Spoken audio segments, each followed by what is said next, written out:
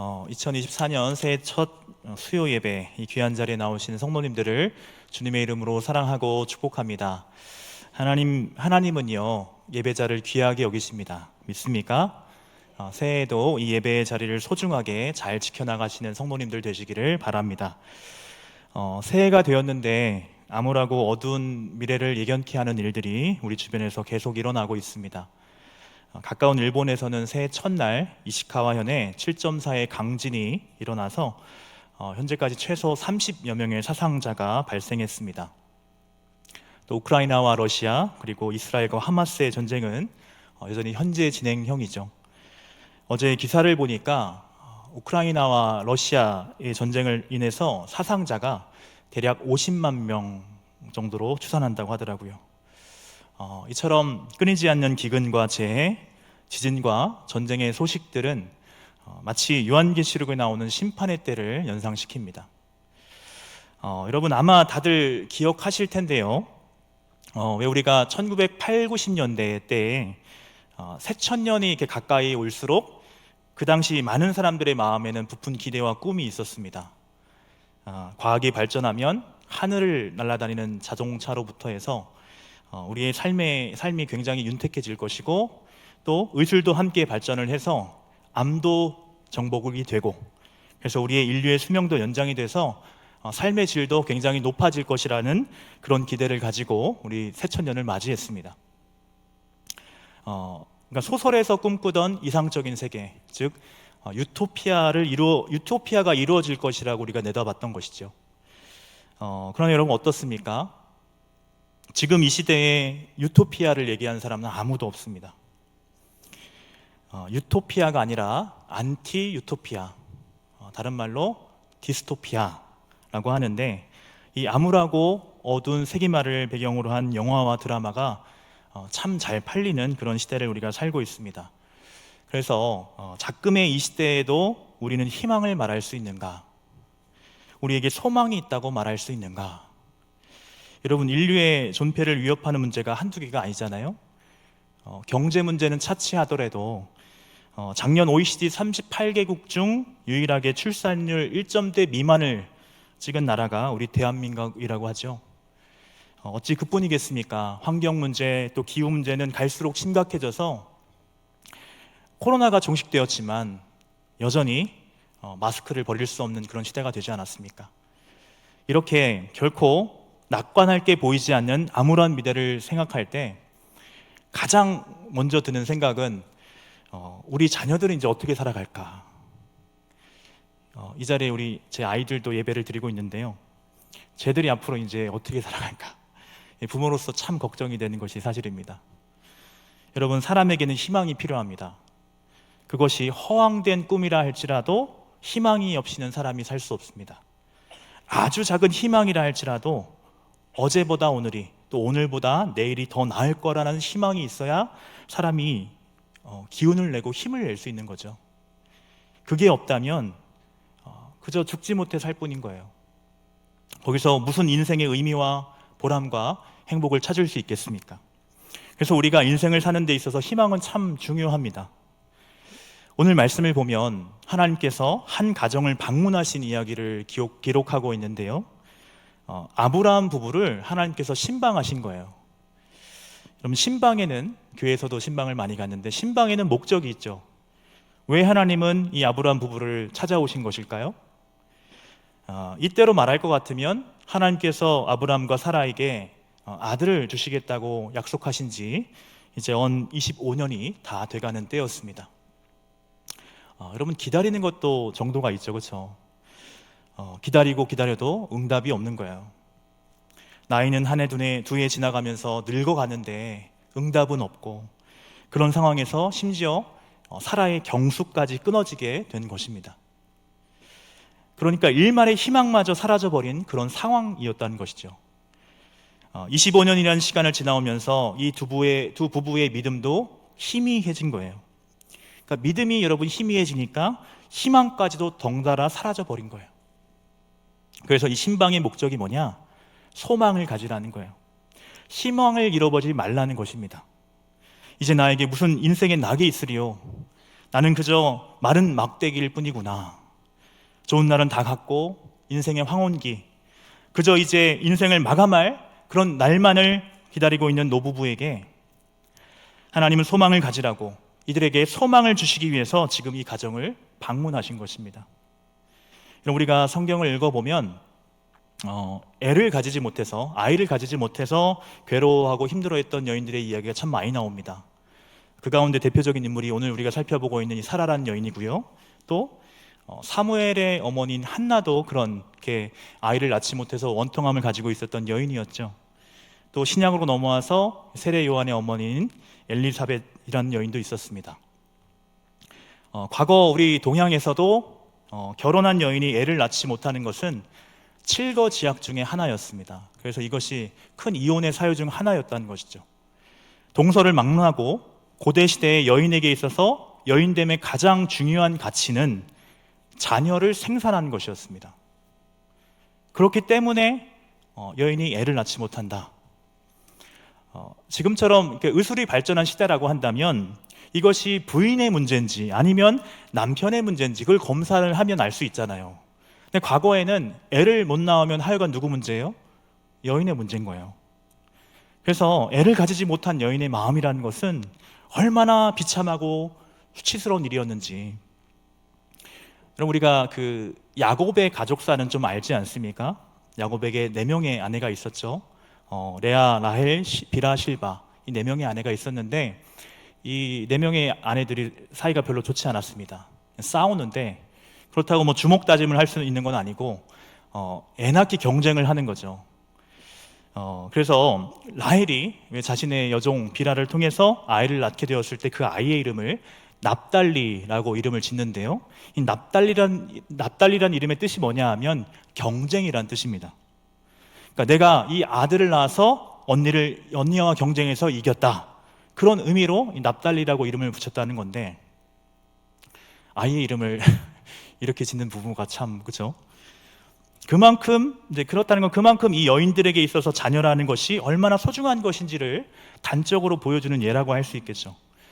오늘 본문에 나오는 사라도 그처럼 애를 낳지 못하는 거예요. 오늘 말씀 바로 앞부분에 있는 16장의 이야기를 쭉 읽어보면 이 사라가요, 자기가 아이를 출산을 못하니까 그래도 대를 이어야 되지 않습니까?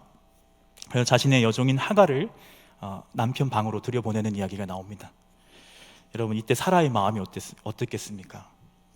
사랑하는 사람이 내가 아닌 다른 누군가와 동침한다는 것은 누구나 상상하기도 싫은 일일 텐데 그렇게 하는 거예요.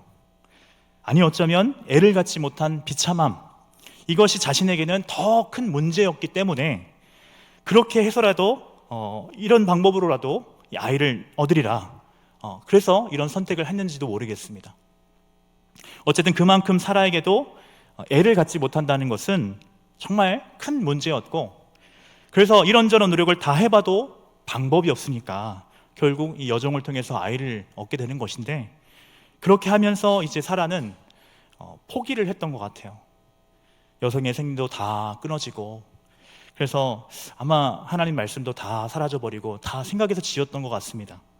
그래서 그럼 뭐 하늘을 봐야 별을 딸 텐데 아이 가지려는 노력을 하지 않고 이제 각방 쓰고 이렇게 있으니까 하나님께서 위에서 보시고서는 안 되겠다 싶어서 신방을 오신 거예요.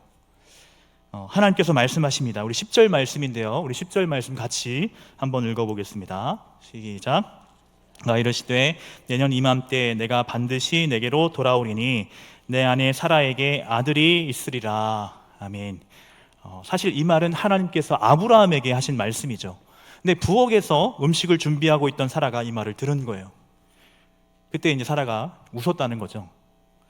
물론 사라는 이 말을 누구의 말인지 몰랐습니다. 누가 하신 얘기인지는 모르겠지만 얘기를 들을 때, 아니 내 나이가 지금 몇 살인데 생리도 지금 다 끊어졌는데 무슨 애를 낳을 수 있다고 하면서 쉽게 말해서 코웃음을 친 거죠. 그러자 하나님께서 말씀하십니다. 우리 13절, 14절 말씀 같이 한번 읽어보겠습니다. 시작. 그래서 아브라함에게 이르시되 사라가 왜 웃으며 이르기를 내가 늙었거늘 어떻게 아들을 낳으리요 하느냐, 여호와께 능하지 못한 일이 있겠느냐, 기한이 이를 때에 내가 내게로 돌아오리니 사라에게 아들이 있으리라. 아멘. 속마음을 들킨 사라는 깜짝 놀랐습니다. 그래서 사라의 입에 대뜸 나온 얘기가 뭐냐 하면 15절 상반절인데요, 사라가 두려워하면서 부인하여 이르되 내가 웃지 아니하였나이다. 깜짝 놀라서 아니 목사님, 제가 웃지 않았습니다. 이렇게 발뺌을 하는 거예요. 그러니까 그럼 하나님 참 재미있으시죠? 그 뒤에 나오는 얘기를 읽어보면 하나님 이거 따집니다. 우리 15절 하반절인데요, 이르시되 아니라 내가 웃었느니라. 여러분, 웃었는지 안 웃었는지 그게 중요한 문제인가요? 웃었다 안 웃었다, 웃었다 안 웃었다, 이걸 가지고 실갱이하는 그런 모습을 보면 하나님도 참 인간적이시죠. 여러분, 오늘 우리가 읽진 않았지만 17장의 말씀을 읽어보면 99세 때, 아브라함이 99세 때 하나님께서 아브라함에게 나타나셔서 나는 전능한 하나님이라, 너는 행하여 완전하라 말씀하시면서 그에게 언약의 표징으로 할례를 요구하시는 이야기가 나옵니다. 그때 아브라함도 웃었대요. 어떻게 웃었는지 모르겠어요. 근데 성경을 보니까 아브라함도 웃었다고 나와 있습니다. 창세기 17장 17절 보면 이렇게 되어 있는데요, 같이 한번 읽어볼까요? 시작. 아브라함이 엎드려 웃으며 마음속으로 이르되 100세 된 사람이 어찌 자식을 낳을까? 사라는 90세니 어찌 출산하리요? 아멘. 그러니까 아브라함도 웃었고 사라도 웃었다는 거죠. 근데 여러분, 하나님께서 너 지금 웃었지? 분명히 웃었어. 그러니 네 아들의 이름을 웃긴다라고 해라. 여러분, 아브라함의 아들 이삭이라는 이름이 히브리어로 이츠하크인데요, 이츠하크라는 말의 뜻이 웃음입니다. 웃음. 웃기는 하나님, 웃게 하신 하나님이란 뜻이에요. 그래서 여러분, 참 100세 또 90세 된 노인에게 있어서 자녀가 없으면 무슨 낙이 있겠습니까? 무슨 소망이 있겠어요? 여러분들 지금 다들 자녀 분가시켜서 이렇게 출가시켜서 이 자리에 출가시켜서 떠나보낸 그런 분들이 이 자리에 많이 계실 텐데, 여러분, 자녀가 있어야 웃을 일이 있는 거 아닙니까? 자녀가 없으면 웃을 일도 없는 거죠. 물론 이제 아브라함과 사라가 세상 사람들 말 맞다나 죽지 못해 살거나 그러지는 않았을 거예요. 그러나 여러분, 우리가 살아가면서 하나님께서 우리 인생의 여정마다 숨겨놓으신 기쁨이라는 것이 있는데, 그중 참으로 큰 기쁨 중에 하나가 자녀를 통해서 주시는 기쁨. 분명 그게 있죠. 분명 그게 있는데 아브라함과 사라는 지금까지 그걸 누리지 못하고 살아왔던 것입니다. 그런데 하나님께서 정말 아브라함에게 약속하신 대로 100세가 되었을 때 그 아들을 주신 거예요. 후에 사라가 아들을 낳고 이런 고백을 합니다. 창세기 21장 6절인데요, 사라가 이르되 하나님이 나를 웃게 하시니 듣는 자가 다 나와 함께 웃으리로다. 인생의 즐거움을 주신 하나님, 웃게 하신 하나님께 영광을 돌리는 그런 고백을 하고 있는 것을 볼 수 있습니다. 사랑하는 여러분, 하나님은요, 우리에게 인생의 즐거움을 선사하시는 하나님이십니다. 저 천성을 향하는 우리의 걸음이 결코 믿음이 없이는 완주할 수 없는 험난한 여정이라 할지라도 하나님은 우리가 걸어가는 이 인생의 여정 속에 작은 행복들을 숨겨 놓으셨어요. 그리고 그것을 우리로 누리게 하셨습니다. 결코 하나님은 우리가 이 인생에서 누릴 수 있는 즐거움을 빼앗는 분이 아니라는 거예요. 우리가 복음서를 읽어보면 본래 예수님은 참으로 온유하신 분이시죠. 근데 그 온유하신 예수님의 진노를 유발시키는 사람들의 이야기가 나옵니다. 잘 아시는 대로 그들이 누굽니까? 서기관, 바리새인, 그것처럼 백성들의 지도자, 랍비들, 하나님께로 인도해야 될 백성들 지도자들이 예수님을 분노케 하였습니다. 그렇다면 왜 예수님은 그들에게 그토록 분노하셨던 것일까요? 마태복음 23장 3절 4절을 보시면 이런 말씀이 있는데요, 우리 같이 한번 읽어보겠습니다. 시작. 그러므로 무엇이든지 그들이 말하는 바는 행하고 지키되 그들이 하는 행위는 본받지 말라.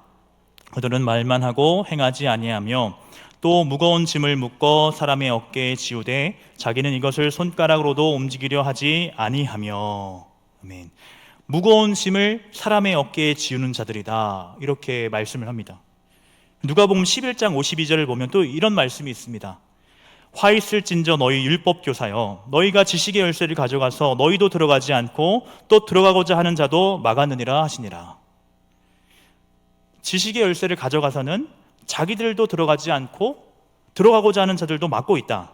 이것이 이들을 향해서 진노하셨던 이유인데요. 그러니까 예수님께서 당시 이들을 용서할 수 없었던 것은 이들이 하나님을 크게 오해하게 만들었다는 거예요. 여러분, 본래 하나님께서 이스라엘 백성에게 율법을 주신 목적은요, 안 그래도 이 죄의 짐 때문에 무거운데 거기에다 율법이란 더 큰 짐을 지우려는 그런 목적으로 율법을 주신 것이 아니라, 여러분, 본래 율법은 생명과 평강의 언약이라는 거예요. 말라기서 2장 5절에 이렇게 기록하고 있습니다. 레위와 세운 나의 언약은 생명과 평강의 언약이라. 내가 이것을 그에게 준 것은 그로 경외하게 하려 함이라. 그러니까 율법은요, 결과적으로 볼 때 죄인을 더 큰 죄인이 되게 만드는 역할을 했지만, 본래 하나님께서 율법을 주신 목적은 생명과 평강의 언약으로 율법을 주셨다는 거예요. 그래서 사실 하나님께서 주신 율법이라는 것은 본래 무겁고 딱딱한 게 아닙니다. 아무런 자유와 자율도 없는 기계적인 율법 준수는 하나님께서 결코 원하는 것이 아니었어요. 연설을 읽어보면 끊임없이 나오는 얘기가 있습니다. 너희의 가증한 월삭과 절기를 내가 싫어하노라. 나는 수량과 번제와 살찐 짐승의 기름에 배불렀고 나는 수송아지나 어린 양이나 순염소의 피를 기뻐하지 아니하노라. 그러니까 이스라엘의 문제는요, 제사를 안 드리고 율법을 안 지킨 게 문제가 아니라 율법에 담긴 정신이 있는데 이 근본 정신을 잃어버렸다는 데 있다는 거예요. 그래서 대체 어디서부터 이 문제가 꼬인 것인지, 갈수록 이스라엘은 바리새인과 서기관과 같은 눈먼 백성의 지도자들이 그들로 인해서 안 그래도 무거운 짐처럼 느껴졌던 율법 위에 장로의 유전이라는 것까지 더해져서 더 무거운 짐을 지우게 했다는 것. 예수님께서 볼 때 이게 참으로 악한 것이, 하나님께서 꼭 그것을 요구하는 것 마냥, 요구하신 것 마냥 랍비들이 가르쳤거든요. 그러니까 이 땅에 하나님과 가까워지길 원하는 수많은 백성들이 있는데, 그 하나님과의 관계를 가로막고 있는 바리새인과 서기관과 율법교사들, 그들이 그렇게 싫었던 것입니다. 사랑하는 여러분, 하나님은 우리의 어깨에 무거운 짐을 한가득 더 얹어주시는 분이 아닙니다. 주님의 몸에는 쉽고 가볍다라는 거예요. 진리는 우리를 올가매는 것이 아니라 우리를 자유하게 해주는 거라는 것입니다. 사랑하는 여러분, 우리가 출애굽기 20장의 말씀을 읽어보면 하나님께서 우리에게 안식일을 주신 목적에 대해서 뭐라고 말씀하고 있냐? 우리 출애굽기 20장 10절에서 11절 말씀을 좀 같이 한번 읽어보겠습니다. 시작. 날은 내 하나님 여호와의 안식일인즉 너나 내 아들이나 내 딸이나 내 남종이나 내 여종이나 내 가축이나 내 문 안에 머무는 객이라도 아무 일도 하지 말라. 이는 엿새 동안에 나 여호와가 하늘과 땅과 바다와 그 가운데 모든 것을 만들고 일곱째 날에 쉬었음이라. 그러므로 나 여호와가 안식일을 복되게 하여 그날을 거룩하게 하였느니라. 아멘. 하나님께서 안식일을 주신 목적이 뭐라는 거예요? 여러분, 당시는 농경사회였습니다. 농경사회에서 제일 중요한 것은 무엇입니까? 노동력이죠. 근데 당시는 과학과 기술이 발전하지 않았던 시대입니다. 그래서 노동력이라 하면 순전히 인력과 육축을 통해서 얻을 수밖에 없었던 거예요. 그러니까 당시 사람들은 너무나 고된 삶을 살았던 거죠. 무엇보다 이 출애굽기의 배경에서 볼 때 당시 애굽에서 히브리 노예들이 했던 일들은 정말 고된 중노동이었습니다. 그런 배경에서 하나님께서 안식일을 제정하신 거예요. 왜요? 쉬라는 거예요. 좀. 너나 내 아들, 딸이나 그리고 남종과 여종, 심지어 내 육축까지도 좀 쉴 수 있도록, 숨 좀 돌릴 수 있도록 해줘라. 이 쉼이 필요하기 때문에 안식일을 제정했다고 지금 말씀하고 있습니다. 그 당시 고대 중근동 지방의 신들은 하나같이 백성들을 착취하는 신이었고 부려먹는 신이었습니다. 그에 비해 우리 하나님은요, 쉼을 계명으로 주시는 그런 하나님이라는 거예요. 좀 멋지지 않습니까? 안 멋집니까? 사랑하는 여러분, 하나님은요, 하나님의 자녀인 우리가 정말 행복하기를 원하십니다. 그래서 우리가 이 땅을 믿음으로 살아갈 때 힘들고 고된 여정인 것도 분명 맞지만, 그렇다고 늘 우리 앞에 사망의 음침한 골짜기만 펼쳐져 있는 게 아니라는 거예요. 쉴만한 물가도 예비해 놓으셨고, 때론 좀 쉬었다 갈 수 있도록 아늑한 잠자리도 예비해 주신 하나님이시라는 겁니다. 그래서 우리가 이 믿음의 여정을 걸어갈 때 하나님 우리가 울상 지으면서 그 길을 가기를 결코 원치 않으십니다. 휘파람 불면서 찬송하면서 가벼운 발걸음으로 그렇게 믿음의 길 걸어가기를 하나님 원하십니다. 이렇게 하나님은 우리가 가벼운 발걸음으로 행복하게 이 믿음의 길 걸어갈 수 있도록 인생 안에 작은 기쁨들을 숨겨 놓으셨고, 그 소소한 즐거움 우리로 그것들을 누리게 하시며 행복하게 이 믿음의 길 걸어가기를 원하신다는 것을 꼭 잊지 않으셨으면 좋겠습니다. 끝으로 우리 하나님이 얼마나 멋지신 분이신지를 한 번 더 소개시켜드리고 좀 마치려고 하는데요. 신명기 20장의 말씀, 신명기 20장 5절부터 7절까지의 말씀을 같이 좀 읽어보겠습니다. 우리 화면을 보시고 같이 읽어보겠습니다. 시작. 책임자들은 백성에게 말하여 이르기를, 내 집을 건축하고 낙성식을 행하지 못한 자가 있느냐? 그는 집으로 돌아갈지니 전사하면 타인이 낙성식을 행할까 하노라. 포도원을 만들고 그 가시를 먹지 못한 자가 있느냐?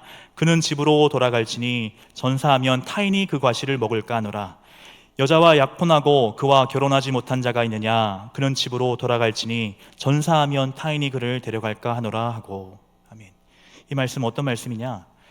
나라가 전쟁을 치르려면 목숨 걸고 전장에 나가 싸워야 될 병사들이 필요하죠. 병사를 모집을 하는데, 그때 이런 사람들은 열애시켜줘라, 빼줘라 하면서 전시 동원령에서 열애 대상이 된 사람을 말씀하고 있는 본문입니다. 그렇다면 어떤 사람들이 열애 대상이 되느냐? 첫 번째, 새 집을 짓고 아직 낙성식을 행하지 못한 사람은 다 돌려보내라는 거예요. 여기서 낙성식이란 말은 쉽게 말하면 집들이입니다. 집들이. 우리가 살면서 그러니까 집을 짓는다는 거 흔한 일이 아니죠. 일평생을 살면서 한 번 집을 지어가지고 낙성식을 하고 집들이를 한다는 것은 참으로 큰 즐거움인데, 하나님도요 그 기쁨을 빼앗고 싶지 않으신 거예요. 그 기쁨을 누리게끔 하고 싶은 거예요. 또 두 번째, 어떤 사람이 열애 대상이냐? 포도원을 만들고 첫 열매를 먹지 못한 사람이 있으면 다 집으로 돌려보내라는 거예요. 이스라엘 사람들은 포도원을 만들면 첫 해에는 포도가 열매가 맺혀도 그걸 먹지 않습니다. 할례 받지 못한 열매라고 해서 다 따서 버립니다. 2년째, 3년째까지 그렇게 한다고 그래요. 4년째 되었을 때 그 열매를 이제 하나님께 바치는 거예요. 하나님께 바치고 5년째 되었을 때부터 그 열매를 따 먹는다고 합니다. 그러니까 여러분, 첫 열매를 보려면 4, 5년 정도의 성실하게 정성을 기울여서 밭을 갈고 나무를 가꿔야 하는데, 그 첫 열매를 못 먹어보고 전쟁터에서 죽는다는 것은 하나님께서 볼 때 너무 애석한 일이라는 것이죠. 그래서 그런 자들도 다 돌려보내라는 거예요. 세 번째, 여자와 약혼하고 그를 취하지 못한 자가 있느냐? 그도 돌려보내라는 거예요. 아시는 대로 전쟁에 나갈 수 있는 징집 대상이 되는 나이가 20세입니다. 근데 20세가 되면 결혼을 하고 장가를 들 나이죠. 사랑한 여인이 있어서 약혼식까지 다 했는데 전쟁에 나가서 죽으면 얼마나 억울합니까? 하나님은 그런 자들도 다 돌려보내라는 거예요. 일생에 한 3번 있을까 말까 한 그런 즐거움을 전쟁 때문에 빼앗고 싶지 않다는 겁니다. 그러니 다 돌려보내라는 거예요. 사랑 여러분, 우리 하나님 멋지죠? 멋있지 않습니까? 하나님 인자하시고 자비로우신 분이시며 참으로 멋있으신 분이셔요. 그럼 우리가 하나님의 율법 하니까 막 그냥 무지막지한 무슨 독재자처럼 이렇게 비춰지는 것 같지만, 율법 안에도 항상 하나님의 은혜가 있고 자비가 있고 긍휼이 있다는 거예요. 여러분, 하나님은 진정 우리가 행복하길 원하시는 분이십니다. 그래서 하나님 우리가 즐겁고 기쁘고 신나게 신앙생활 하기를 원하셔요. 우리가 아무것도 낙관할 것이 없는 이 세상을 살아간다 할지라도 주님이 계시기에 우리는 소망이 있다 말할 수 있고 희망을 노래할 수 있는 거 아닙니까? 인생의 황혼기에 나에겐 이젠 아무런 소망이 없다 할 그때에 하나님은 아브라함과 사라를 찾아오셨고 그들의 연약한 심령에 약속의 말씀을 주시며 다시금 소망을 갖게 하셨습니다. 결국 이들은 믿음으로 승리하였고 웃게 하신 하나님의 은혜를 만나게 되었습니다. 올 새해에도 우리 인생에 늘 좋은 것 주시는 하나님이심을 믿으시고 하나님께서 우리 인생에 두신 소소한 기쁨과 행복들이 분명히 있는데 그것들을 가득히 누리시면서 올 한 해도 즐겁고 또 신나게 믿음 생활 해나가시는 성도님들 되시기를 바랍니다. 기도하겠습니다.